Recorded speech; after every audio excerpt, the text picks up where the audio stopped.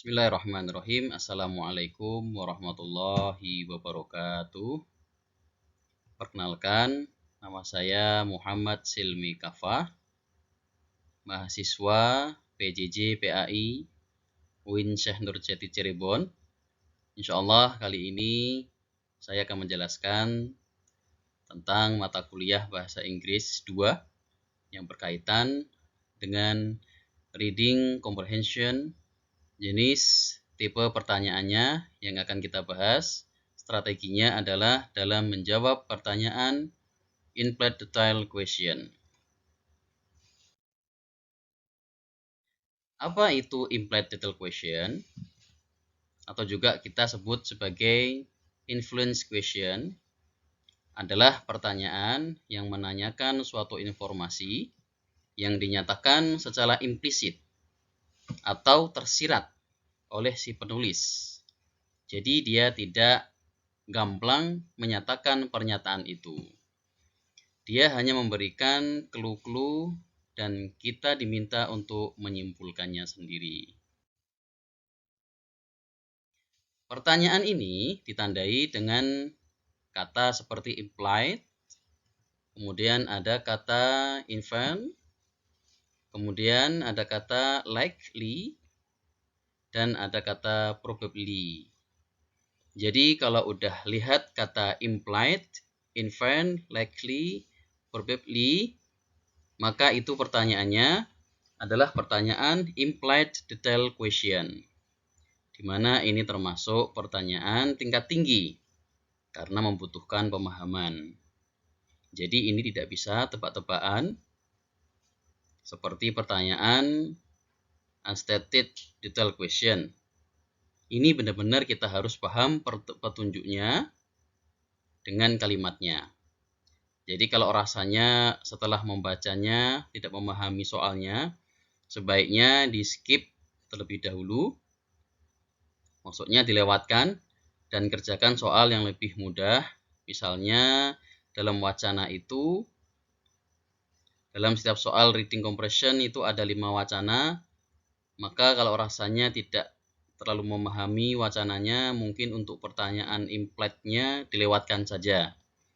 Dikerjakan saja, fokus pada pertanyaan yang kita tahu, karena memang ini membutuhkan level pemahaman yang lebih tinggi. Jadi kalau tidak tahu artinya, tidak tahu kalimatnya, agak susah untuk menebaknya. Berbeda dengan stated dan stated. Masih bisa kita tebak-tebak sedikit, tapi implied sama sekali tidak bisa ditebak. Dan juga mengerjakannya juga akan lebih lama. Nah, sekarang di mana kita bisa temukan implied question ini? Mencari jawabannya sesuai dengan urutan dari pertanyaan dan ide. Urutan pertanyaan itu disusun sesuai dengan ide yang ada di dalam passage. Jadi kalau seandainya soal nomor 9 nggak akan ketemu di paragraf 1, tapi pasti paragraf terakhir. Berarti kita berpatokan pada soal sebelumnya. Seandainya soal implied itu di soal nomor 3, maka kita berpatokan pada soal nomor 2. Ketemu jawabannya di mana. Seandainya soal nomor 2 ketemunya di line 3, maka soal nomor 3 yang si implied-nya ini kita carinya dari line 3 biar amannya. Oke, atau kadang-kadang si implied ini malahan bisa dari line 1. Karena ingat, dia implied. Jadi kita menyimpulkan dari informasi atau clue-clue yang ada di dalam paragraf tersebut. Nah, bagaimana cara menjawabnya? Nah, itu cara menjawabnya, kita cari kata kuncinya, ya keywordnya di dalam pertanyaan, dan kemudian kata kunci tersebut kita cari di dalam wacana atau paragraf masih dalam bentuk sinonim dan setelahnya. Itu baru kemudian kita baca kalimat tersebut di mana kata kunci berada dan kita simpulkan dari informasi yang ada.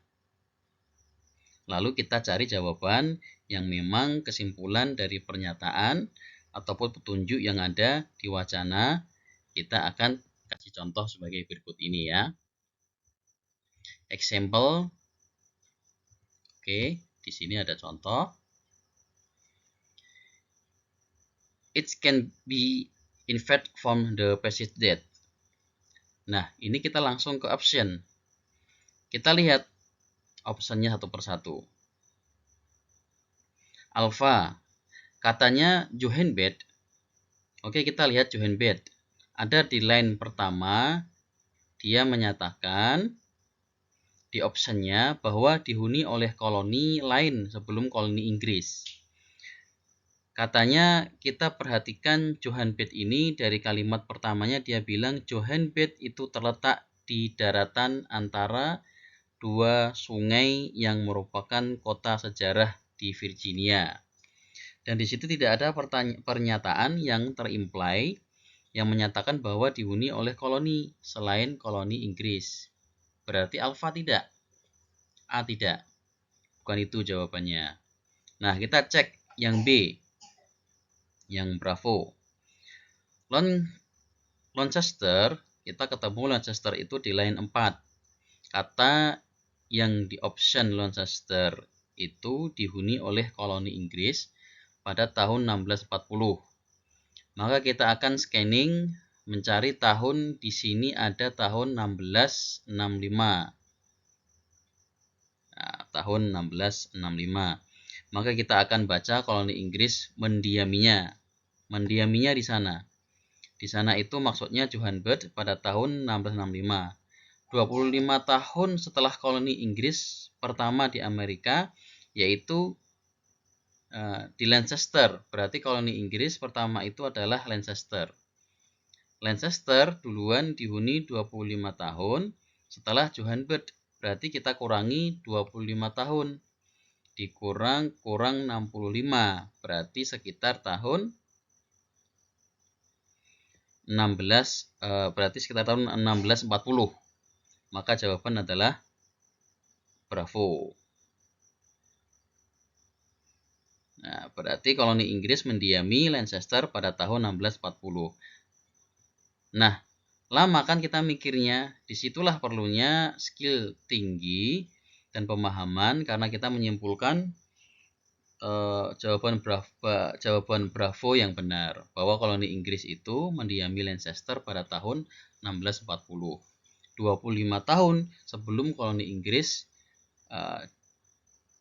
di Johanbed. Nah, itulah contoh soal dari implied, maka jawabannya adalah Bravo. Jadi ingat, kalau lihat ada ciri-ciri soal implied dan rasa-rasanya mungkin kosakatanya masih kurang atau mungkin teksnya terlalu sulit untuk dipahami, maka dilewatkan saja. Kerjakan soal lain, tapi kalau rasanya bisa kerjakan dulu ini atau kerjakan ini paling terakhir supaya soal-soal yang lebih gampang sudah terjawab dan sudah pasti sebenarnya hampir 90% ini dikerjakan terakhir saja. Oke, semoga bisa dipahami materi tentang implied question ini. Semoga bermanfaat. Kurang lebih mohon maaf. Assalamualaikum warahmatullahi wabarakatuh.